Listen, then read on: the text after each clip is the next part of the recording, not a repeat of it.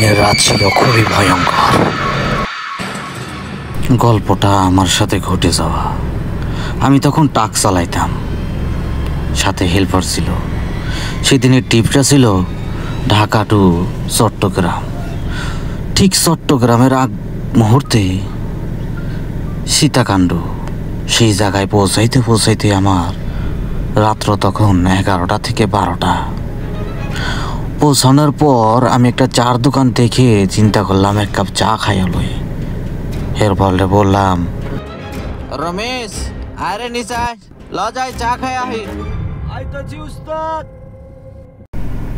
আইছস লজাই? আয় মামা এক কাপ চা দিয়ে তো। চাটা খাওয়ার পর আমার হঠাৎ করে একটু বাথরুম চাপলো, টয়লেট আর কি। চাপার পর আমি চার দোকানদার রেজে গেলাম আশেপাশে কি কোনো টয়লেট আছে কি না।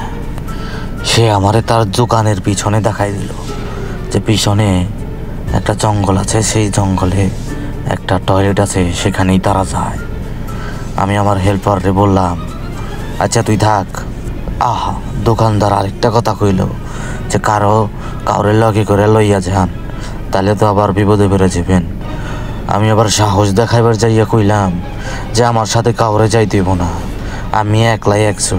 আচ্ছা জঙ্গলে যাওয়া শুরু করলাম। অনেক খোঁজাখুঁজির পর কোনো কিছুই দেখতে পাইতেছি না।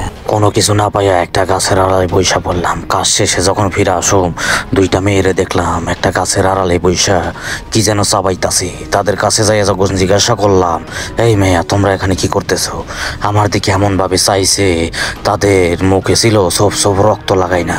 এই অবস্থা দেখে যখন আমি দৌড়ে পালায় আসতে থাকুম, তখন আমার পায়ের মধ্যে লাগে যে কে যেন চাপটে ধরছে।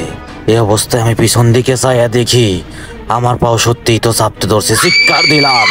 চিৎকার দেওয়ার সাথে সাথে আমি জ্ঞান হারায় পড়লাম। তারপর আমি চোখ খুলে দেখি আমি বাড়িতে।